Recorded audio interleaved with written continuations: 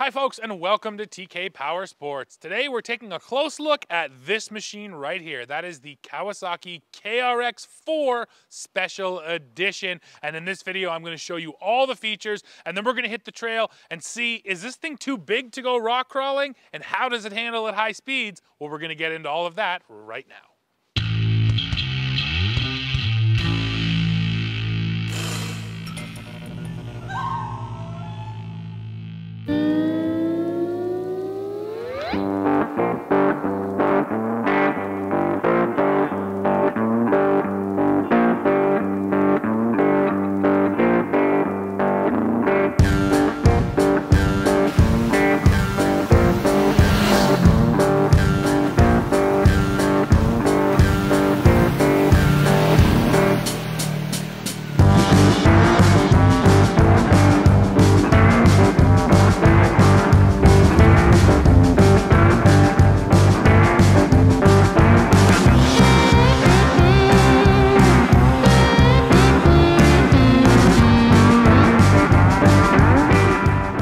Let's kick it off with the Walkaround. So first of all, the machine you see in this video is the KRX ES SE. Yes, they just reversed the letters in the name, but it's the ES Special Edition. So this is the top of the line model. And when you go for the ES, kind of the biggest change is the suspension. This thing has a set of Fox 2.5-inch live valve shocks, and live valve means that these shocks are adjustable on the fly from a switch inside the machine. You're able to change the damping to whatever level that you want. So that's kind of the real thing that sets apart this top trim ES model. Now, the other thing I have to point out on the model you're looking at right here, there's a whole bunch of accessories. We get the quarter windshield here, also from the accessory catalog, the light bar, and the light bar is pretty cool because not only can it light up LED white, basically, it can also turn green.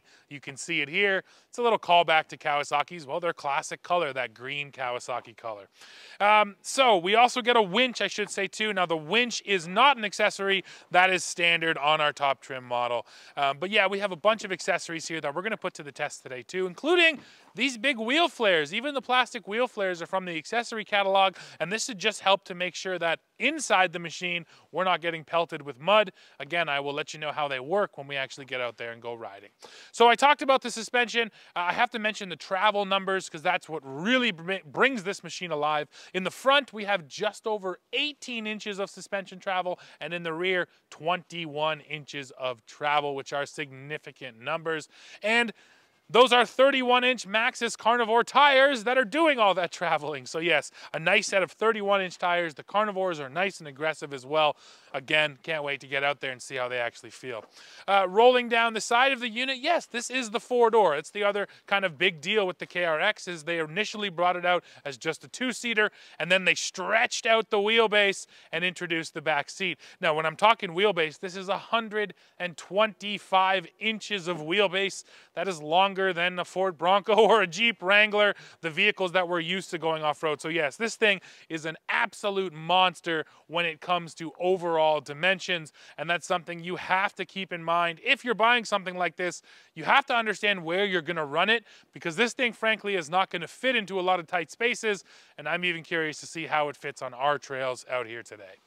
So as we get to the back, we get to, well, where the engine is. The engine is in the rear end of this machine. Now that is a 999cc parallel twin engine. It's a four-stroke, of course, but yeah, it's just a big old twin. And that's something else that Kawasaki has chosen not to do. There's no turbochargers, superchargers here. They're not going into that crazy high horsepower world. And of course, on the four-seater here, that might not be a good thing because this machine is that much heavier than just the little two-seater. We're talking about a curb weight here of right around 2,200 pounds. So we'll see how the power moves all that weight. And finally, two more accessories here at our rear end. We do have a full stereo system. This guy up here in the bed, yes, that is a subwoofer. A little bit ridiculous when you're out in the forest, but this system seriously pumps. And then we have the Kawasaki tailgate. As you may know, on the back end of the KRX, this is usually just totally open, but you add this accessory tailgate and it allows you to put some stuff down inside and actually sort of secure it in there, but not too much stuff because the weight rating on the bed here on the KRX is just 350 pounds. So that's it for outside. Let's go inside now because our model also has some pretty unique features on the interior. So this is really the centerpiece of our interior. That is called the Kawasaki Interactive Display. Now here in Canada, this unit here is an accessory and it costs about $2,000. So it is expensive to get, but it also offers you all kinds of great information. This is your first screen right here, and it's actually totally customizable. So you can add in your map there, your tunes if you want, your suspension settings. I definitely appreciate that. Or there's another gauge screen. This is more of your classic gauges. You get your tach, your speedometer, and then some of that information down the middle. There's also a trip down here, which works sort of like a classic trip. You hit the button to scroll through them, and then to reset it, you simply just hold that down like a physical button has worked for a long, long time now.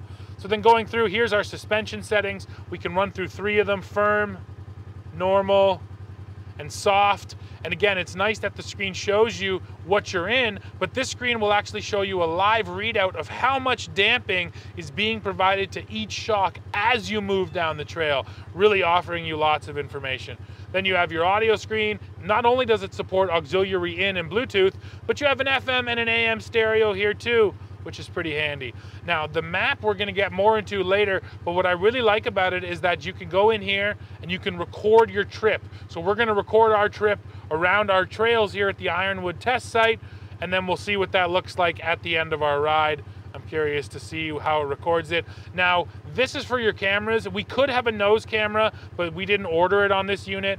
We do have a backup camera though, and again, for a unit that is so long, it is legitimately handy to have that backup camera there. And then of course you just have all the settings, and you can really customize this thing however you like. The settings I like the most though are over here, the diagnostic settings. It'll actually tell you if it's throwing a code, and then you can also get all your system information, plus your service info. So it'll tell you your regular service is due in 677 kilometers or 21 hours. So it'll keep track of all that for you too. There's really just loads of information over here now as well. And then I also have a screen right over here in front of me as the driver. So you get a full driver info cluster. A lot of the information is kind of repeated between the two of them, but it's handy to have this one here because at a quick glance, I can look down and get my information. This is controlled using these buttons down here underneath the screen in the center stack. So these buttons right here control my driver information cluster. And again, a lot of great information. And I love the colors that Kawasaki has used on these screens. It just really brings them to life and gives it a nice clear view, which is important when you're on the move because you want to get information quickly. Let's take a look underneath this KRX now. So starting at the very front, we do have this accessory bumper. And what I like is that between the bumper and this first skid plate, there's absolutely no gap whatsoever. They overlap each other, and that is ideal. Now over here, we have accessory front A-arm guards. So these won't come on a stock unit, but you can order them from Kawasaki. Now I have my trusty magnet here to show you guys that this is steel. And as we roll back, these are actually all steel skid plates. I appreciate that as well, that Kawi takes it seriously enough to put steel everywhere. Now as we get back to the center of the unit, we're still steel until this skid plate right here, which is actually plastic. And then at the very tail end, it goes back to steel. So you get this one plastic skid plate in the belly. I don't know exactly why they would have gone with just this one plastic, but it is there. There's one other accessory skid plate here too. It's right here on both of the rear trailing arms. And honestly, that's just gonna make sure your trailing arm lasts longer because it's not taking such a beating from rocks and debris coming up and hitting it off the trail. Alrighty folks, now here we are out on the trail in this KRX4. Now, the first thing that I'm going to talk about is the power here, because when the KRX was first revealed, a lot of people did complain that they didn't chase Can-Am, they didn't chase Polaris with a high horsepower model or a model with a turbocharger on it. So a lot of people said that the KRX was underpowered. I'll be honest, I was never in that camp. Even with just the two-seat KRX, I always felt like this power plant was pretty well matched to the machine. But now we have it in a big four-seater with the big wheelbase and of course a heavier curb weight. And yes, I will say it's not quite as quick not quite as lively as the two-seat model as could be expected, but I don't find myself at all feeling like this thing is underpowered. The power off the line is immediate. It actually picks up quite well. And then in the mid-range, the power is good too. You're cruising along right now at 40, put my foot into it, and it's right there. It absolutely picks up. So when it comes to this 999cc power plant, I think it is excellently matched for this machine. No, it's not the insane high horsepower you can get at other brands, but I don't think anyone will be disappointed. And if you were worried about how it would power the big four-seater, well, I wouldn't worry. So power is good. The true crown jewel of the KRX, the thing that makes this machine so special, is the suspension. Kawasaki's suspension tuning here is absolutely excellent. It seems to swallow everything up. It doesn't matter how big it is. Out here on my ride today, I've been all over the place, hitting big whoops, bumps, and rocks. And so far, I don't feel like I've found the limits of this suspension at all. If I have one more little nitpick on the suspension, it's that the springs use crossovers. Essentially, that allows you to have two different spring rates. But when that crossover actually occurs, it's also a little loud. There's a bit of ticking, like metal on metal ticking, that you hear out of the suspension. If you don't know what it is, it's a little concerning. Once you do know what it is, well, then it's no big deal. But yes, there's a lot of noises that come out of this KRX that you need to understand what they are. The other aspect of the four-seater is the back seat, and I have to tell you, it is massive. I actually sat back there while cameraman Liam drove me around. You can see me back there here. I had tons of headroom, loads of leg room, loads of knee room. The fact that they stretched this machine out so long means that the back seat, it's not just for kids. There's no compromise when it comes to space back there. So someone like myself, a larger than full-size adult standing at 6'2", I could sit in the back seat of this machine all day long, no problem at all. And here we are, folks, all set up for the top speed run. We've got it in high gear. I've got it in four-wheel drive to get a nice launch. Suspension is in normal mode. Let's see what it can do. You ready? Here we go. In 3, 2, 1, launch.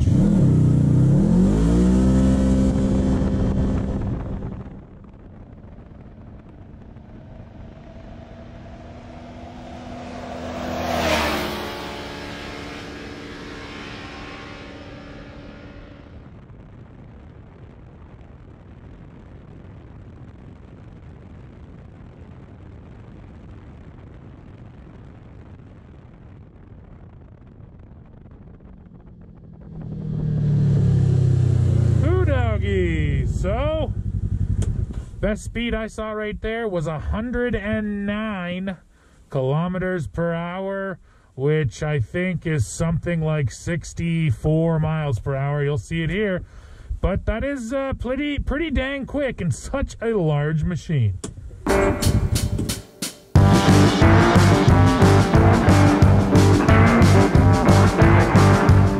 Folks, we have come to the end of this video. So what's the verdict on this KRX4? Well, on the downside, it's big, but that's pretty obvious, right? So if you are riding this thing in an appropriate area where you can actually make it around the turns and up and over the rocks, well, let me tell you, it's going to return awesome handling, great suspension, and tons of smiles for miles down the trail. So like I said, that's it for this one. Now, please, I need to hear from you. So go in the comments. Let me know what you think of this Kawasaki KRX4. As always, while you're down there, don't forget to hit like, hit subscribe, hit join to become a member of TK Power Sports, and then come right back here to the channel to see what we're testing next. See ya.